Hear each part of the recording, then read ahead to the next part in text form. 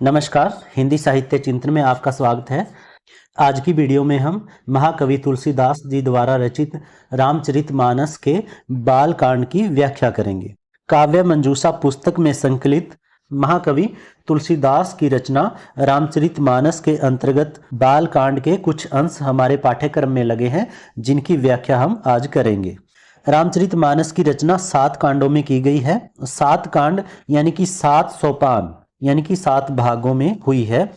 बालकांड रामचरितमानस का सबसे पहला सोपान है, जिसमें श्री राम के जन्म से लेकर उनके विवाह तक की घटनाओं का चित्रण किया गया है। तो आइए शुरू करते हैं। सबसे पहले प्रसंग लिखेंगे।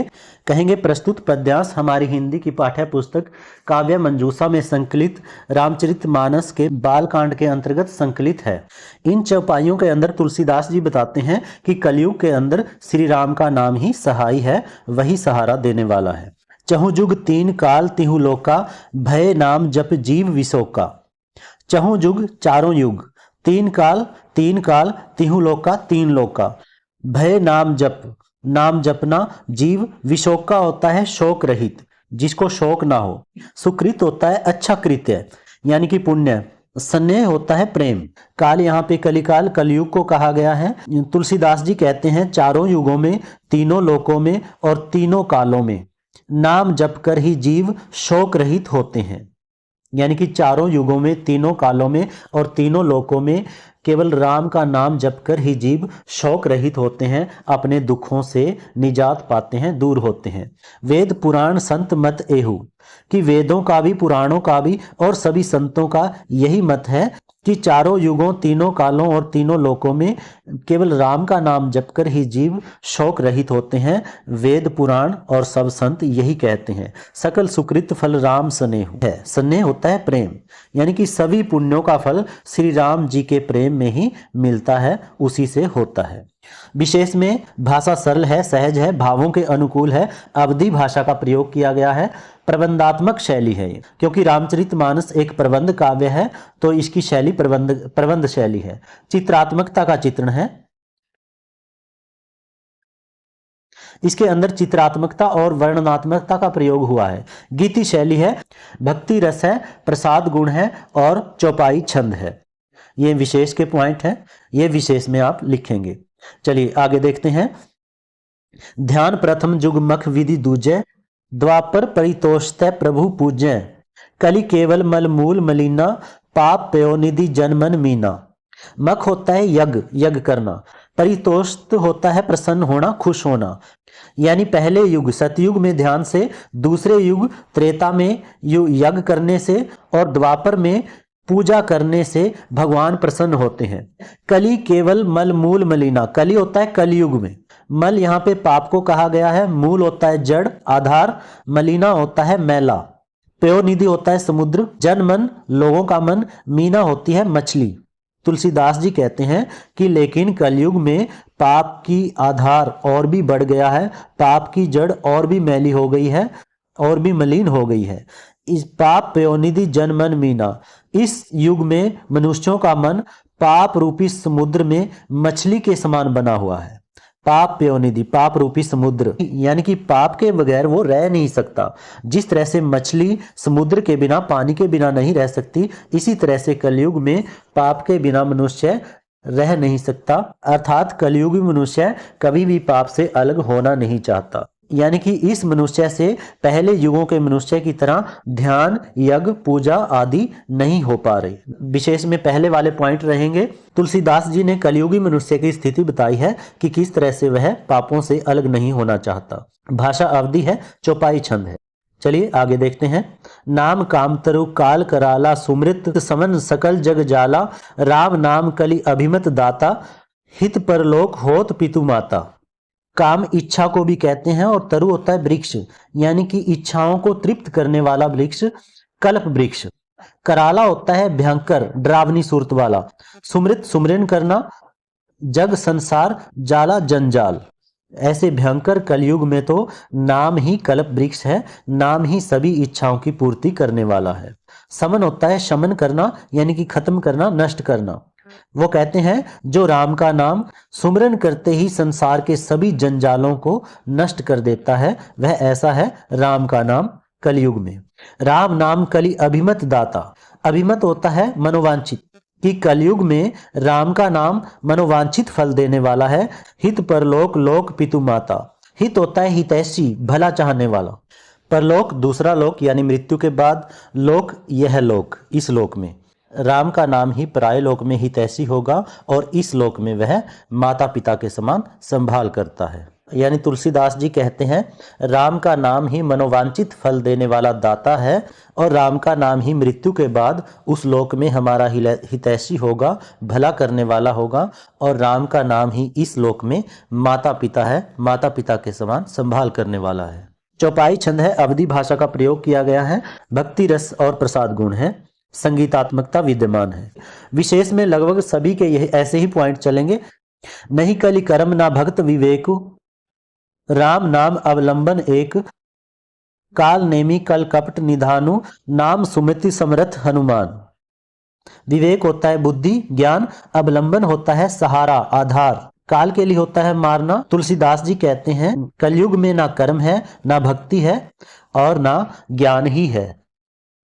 राम नाम अवलंबन, केवल राम का नाम ही सहारा देने वाला है, वही आधार है।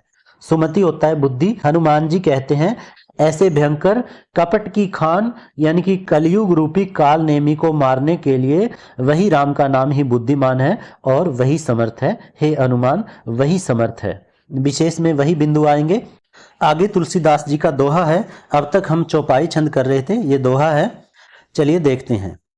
वो कहते हैं राम नाम नरकेसरी, कनक कशिपु कलिकाल, जापक जन प्रहलाद जिम, पालह दलि सुरसाल। कनकेसरी कहा जाता है भगवान विष्णु के नरसिंह अवतार को, कनक कशिपु कहा जाता है हिरण्यकशिपु को, जापक होता है जप करने वाले, दल समूह, सुरसाल होता है देवताओं के शत्रु।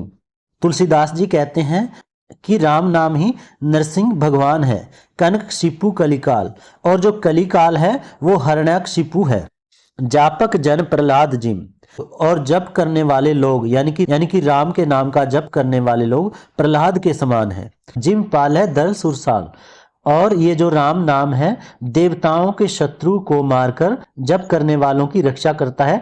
पालह होता है रक्षा करना, यानी कि राम का नाम नरसिंह है जो भगवान विष्णु का अवतार है, और कलिकाल कलयुग हिरण्यकशिपु के समान है। जो राम का नाम लेने वाले लोग हैं, उसका जप करने वाले लोग हैं, वो प्रहलाद के समान है। और ये राम का नाम देवताओं के शत्रु का नाश करके जो राम का नाम जपते हैं उनकी रक्षा करने वाला है राम का नाम।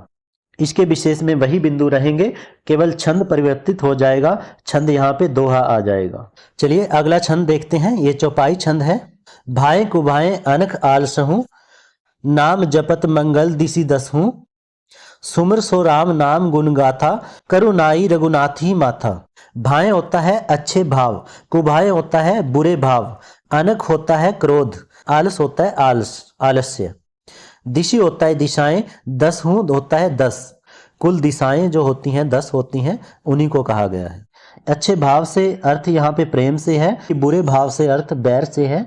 वो कहते हैं चाहे प्रेम से, चाहे वैर से, चाहे क्रोध से, चाहे आलस्य से, नाम जपने से ही दसों दिशाओं में कल्याण होता है, जीव का कल्याण होता है। सुमर सो नाम राम गुण गाथा। तुलसीदास जी कहते हैं कि मैं नाम का स्मरण करके रघुनाथ जी को मस्तक नवाकर और राम जी के गुणों का ही वर्णन करता हूँ, उन्हीं के गुणगान गाता हूँ।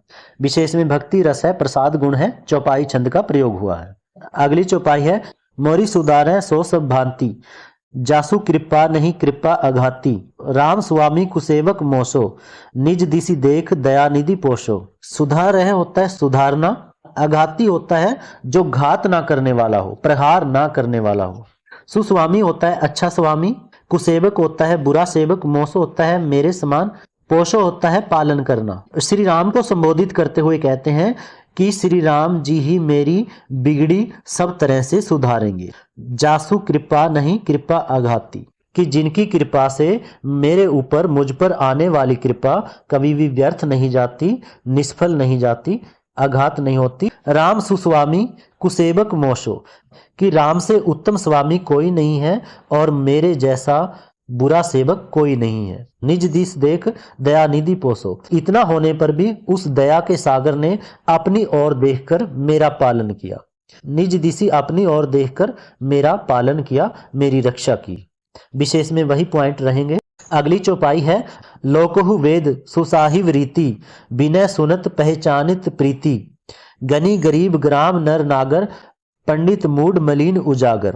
सुसाहिब होता है अच्छा स्वामी, नागर होता है नगर में बसने वाला, ग्रामनर होता है गांव का, गांव के आदमी से भाव यहाँ पे गंवार आदमी से है। यहाँ पे सुसाहिब श्री राम को कहा गया है कि श्री राम की ये रीति प्रसिद्ध है वेद में भी और लोक में भी कि वह विनती सुनते ही प्रेम को पहचान लेता है। गनी होता है अमीर, मूड होता है मूर्ख, मलिन होता है मैला, उजागर होता है यशस्वी। तुलसीदास जी कहते हैं कि अच्छे स्वामी की श्री राम की ये रीति प्रसिद्ध है कि वह विनय सुनते ही, विनती सुनते ही प्रेम की पहचान कर लेते हैं। चाहे कोई अमीर हो, चाहे गरीब हो, चाहे गवार हो, चाहे नगर में बसने वाला चतुर चालाक व्यक्ति हो, चाहे पंडित हो, चाहे मलिन हो, मैला हो, चाहे यशस्वी हो, सभी की वह सुनने वाला है। जो विनय के साथ, विनती के साथ प्रेम करते हैं वह सभी के प्रेम को पहचान लेता है, सभी की सुनने वाला है। आगे चौपाई है, सुकवि कुकवि निजमति अनुहारी, नृपहि सराहत सब नर नारी, साधु सुजान सुशील नृपाला, ईश अंश भव परम कृपाला। सुकवि होता है अच्छा कवि, कुकवि होता है बुरा कवि, निजमति होता है अपनी मति, अपनी बुद्धि, अनुहारी होता है अनुसार, नृप ही होता है राजा, सराहत होता है सराहना करना, ईश होता है ईश्वर, अंश उसकी अंश ईश्वर की अंश, भव होता है उत्पन्न होना। तुलसीदास जी कहते हैं अच्छा कवि, बुरा कवि और सभी नर नारी अपनी अपनी बुद्धि के अनुसार ही अपने राजा की सराहना करते हैं। निज की मति, अपनी बुद्धि, अनुहारी अनुसार ही अपने राजा की सराहना करते हैं। साधु सुजान सुशील नृपाला। तुलसीदास जी कहते हैं चाहे कोई साधु हो, चाहे कोई बुद्धिमान व्यक्ति हो, चाहे कोई सुशील हो, चाहे कोई राजा हो, सभी उस कृपालु के ही अंश से उत्पन्न होते हैं, सभी उस राम कृपालु के अंश से ही उत्पन्न होते हैं। विशेष में वही पॉइंट रहेंगे। चौपाई छंद है, अनुप्रास अलंकार है। आगे चौपाई है, सुन सन्मान सबह सुवानी, बनिति भक्ति नति गति पहचानी। यह प्राकृत महिपाल स्वभाव, जान शिरोमणि कौशल राव। सन्मानी होता है सम्मान करना, सुबानी होता है मीठी, भनीति होता है बाणी, प्राकृत होता है सांसारिक, महिपाल होता है राजा, स्वभाव होता है उसका स्वभाव। कौशल राव श्री राम को कहा गया है क्योंकि श्री राम की मां कौशल्या वह कौशल की राजकुमारी थी और कौशल का राज्य श्री राम को ननिहाल की तरफ से विरासत में मिला था, इसीलिए श्री राम को कौशलनाथ भी कहा जाता है। सुन सन्मान सभी सुवानी, भनीति भक्ति नति गति पहचानी। तुलसीदास जी कहते हैं कि संसार में सभी की बातें सुनकर, उनकी भक्ति को देखकर, उनके विनय को देखकर और उनकी गति यानी चाल को पहचान कर मीठी वाणी से यथा योग्य सम्मान देना, यह तो एक सांसारिक राजा का स्वभाव है, सांसारिक राजा का काम है। जान शिरोमणि कौशल राव। पर तुलसीदास जी कहते हैं जो कौशलनाथ है श्री रामचंद्र जी है, वह इन सब बातों से किसी पर नहीं रीझते, वह तो स्वच्छ शुद्ध प्रेम से ही किसी के ऊपर रीझते हैं, इसीलिए उनसे अधिक चतुर शिरोमणि कोई नहीं है।